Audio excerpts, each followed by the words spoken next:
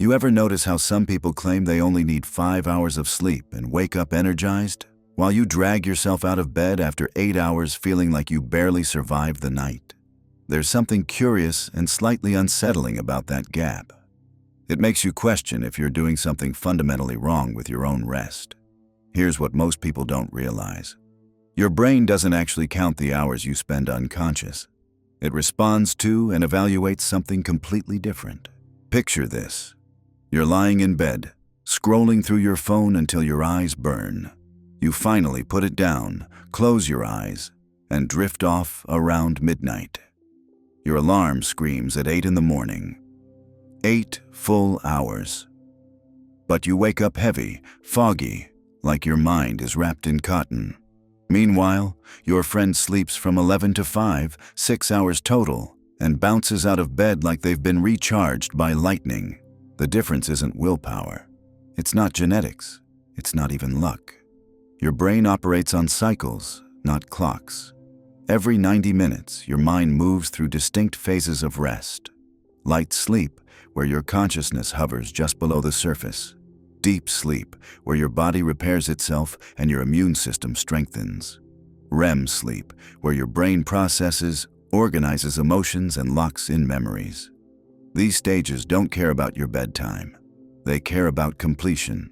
When you sleep 8 broken hours, interrupted by blue light, caffeine, or stress, your brain may never reach those deeper phases properly. You're resting, but you're not recovering. Sleep researchers call this fragmented sleep. Your body lies still, but your mind stays partially alert, never fully surrendering to the restorative process. But here's what many people say changes everything. People who wake up fresh after fewer hours have discovered something most of us miss. They've aligned their sleep with their biology instead of fighting it. Your internal clock, your circadian rhythm, runs on consistency, not duration. When you sleep and wake at random times, your brain gets confused about when to release melatonin, the hormone that controls sleepiness. But when you maintain the same schedule every day, even on weekends, your brain learns the pattern. It starts preparing for sleep hours before your head hits the pillow. This is where most people go wrong. They focus on getting more sleep instead of getting higher quality sleep. The 90-minute rule changes this completely. If you plan your rest in blocks of 4.5, 6, or 7.5 hours, you often wake up at the end of a complete cycle instead of in the middle of deep sleep. That groggy, disoriented feeling you know so well. That's sleep inertia.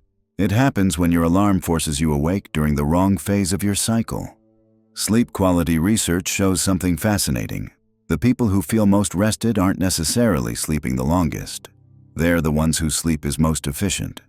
They fall asleep quickly, stay asleep deeply, and wake up naturally at the end of a cycle.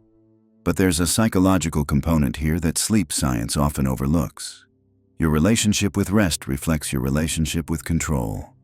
People who struggle with sleep often approach bedtime with anxiety, checking the clock, calculating how many hours they have left, worrying about tomorrow's energy levels. This creates a paradox. The more you need sleep, the harder it becomes to achieve. Your nervous system stays activated by the very concern that's supposed to help you rest.